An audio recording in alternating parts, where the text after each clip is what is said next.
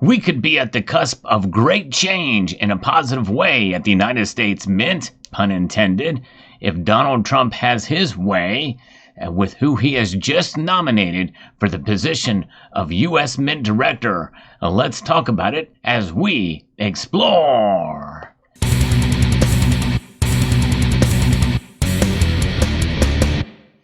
And late breaking news here, first reported by Son of a Silver Stacker, who did a great video on the nomination of Paul Hollis. That's right. And this page here at the United States Mint's website is kind of apropos considering the background of Mr. Hollis. We're going to get into that in a moment, but first I want to remind you that Summit Metals has a special going on right now for my viewers. Summit Salivate Summer is the code that you're going to use to save $10 off of orders $500 and above until the 31st of this month, July. So check that out. Now, CoinWorld is reporting here that Paul Hollis has been nominated for Mint Director post. For those of you who are numismatists, that name will probably sound familiar to you. In fact, it did to me when I first heard the name. I was like, wait a second, I think I know who that is. You know, coin collectors rejoice because we're going to get a numismatist as a director of the U.S. Mint, quite possibly, if he passes the confirmation process.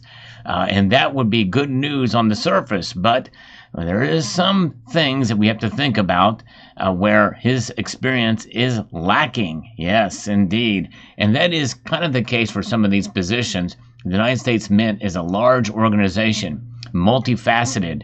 And so, but nonetheless, let's get into what the story is here from CoinWorld. President Donald J. Trump has nominated Paul Hollis for the position of Director of the United States Mint. The announcement was made by the White House on July the 17th. In fact, here is from the White House. We can see that he has made this nomination here, Paul Hollis of Louisiana, to be the director of the U.S. Mint for a term of 5 years. Vice Venturist C. Gibson, who was a former director of the U.S. Mint, now the deputy is the acting director now, until such a time that the position can be filled. Nonetheless, the news had excited many in the numismatic community, as Hollis is a Louisiana native who began collecting coins at a young age. His experience includes several positions in numismatic businesses and served on the Louisiana State Legislature. Paul Hollis embodies the spirit of American ingenuity and has an unwavering dedication to the preservation of our nation's rich numismatic heritage, said Dan Duncan, president of U.S. Coins. His unique combination of legislative experience, strong business acumen, and deep passion for coin collecting makes him the perfect choice to guide the U.S. Mint into a new era of excellence. The hobby should get excited. We've never had a true collector in this position. That's true, but hold the phone, because there's some other areas where he may not be as experienced. We're going to get into that later. And why we should not get our hopes up too much, although I do hope he gets confirmed. Make no mistake, I think this is a good choice, but there are some concerns that I have. And this is an incredible honor and a well-deserved recognition of Paul's tireless work for the numismatic community, said NCBA Executive Director David Crenshaw. Paul Hollis has been a dedicated advocate of sound fiscal policy on behalf of collectors and investors throughout his career. We are thrilled to see him nominated for the important national role. The position of Mint Director requires Senate confirmation. The Senate Banking, Housing, and Urban Affairs conduct a hearing where the nominee is subjected to questions. If the committee approves, the nomination is then sent to the full Senate for approval. If approved, the Mint Director is appointed to a 5-year term. And so that is the background here. Now, let's get into a little bit about his background, Paul Hollis's background. We're going to go to the Wikipedia page for Paul Brian Hollis. He's an American politician who served as a Republican member of the Louisiana House of Representatives for the revised 104th District in St. Tammany Parish. He's the son of the late Senator Ken Hollis. Paul Hollis defeated fellow Republican Christopher Tarrant with a primary vote, but let's get into his background. He was born in Jefferson Parish, the third son of Judy and Ken Hollis. He graduated in 1990 from Grace King High School in Metairie, if I'm pronouncing that correctly, which he was the student body president.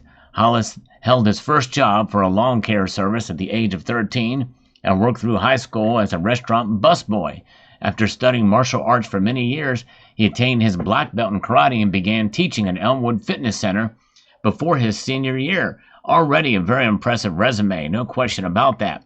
At Louisiana State University in Baton Rouge, Hollis opened his first small business, a karate school. He received a degree in political science from LSU in 1994. Check that off his resume. That's good. Small business experience is great. And then he got married and had a couple of kids. Now, his business background is this. He began collecting coins at the age of 6 when he received a peace dollar from his grandmother. He still has the keepsake coin. That's right. Now, I don't know which peace dollar it was. I have a feeling we may find out soon, though. More on that later. But imagine a 1925 peace dollar that you got from your grandmother, and you still have it with you. You know, I still have a silver dollar in my pocket that I carry with me every day. You've seen that likely in recent videos. But nonetheless, there's something about holding a piece of history like this in your hand through the course of time and still having it. So that's pretty remarkable. Hollis was employed as the youngest salesperson at Blanchard and Company of New Orleans, one of the nation's largest rare coin and precious metal firms. He worked there until 2001, when he attained the position of numismatist. So he's a certified numismatist, the first to ever serve at the U.S. Mint. The next closest would probably be Edmund C. Moy, who was very instrumental and very influential at the Mint, and probably one of the best Mint directors ever. Now, in 2003, Hollis started his own firm, Paul Hollis Rare Coins, supplying collectible coins to television home shopping networks located in Tennessee and Minnesota. Paul Hollis Rare Coins now specializes in ancient coins that circulated during the earthly lifetime of Jesus Christ. Hollis is one of the few numismatists to visit and undertake an in-depth study of each of the United States mints.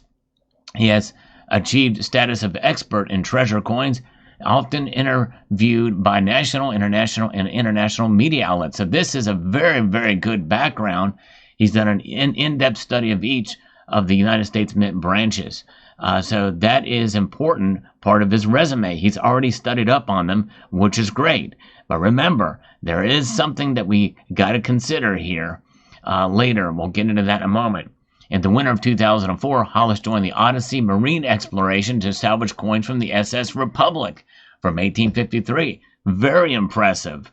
I tell you what, so far it's looking really good, in my view, for Mr. Hollis here, and this Wikipedia article was likely written before he was nominated. In 2009, Hollis gave 1 million Lincoln cents, and I was a recipient of one of those. I think it was at a coin show. I've got one of those with the card. I can't find it. I looked all over the place. I think I may have thrown it away, but I do remember the card with the Lincoln cent on it. And those Lincoln cents, by the way, were the first to have the new shield design on them.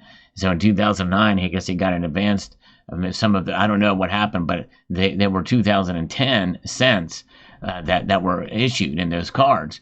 He also gave 1,050 Adam dollars to students at the middle school he attended, John Quincy Adams Middle School. And that's very impressive, very nice. In 2008, Hollis notably arranged for and escorted the 1844 proof $10 eagle worth $2.5 million to be at display at the Old U.S. Mint in the Louisiana State Museum in Baton Rouge. This allowed 20,000 persons to see the coin where it was minted. That's very good. Extremely good. He also has an impressive legislative career. That's important. And he's also a writer. Had written for the American Numismatic Association.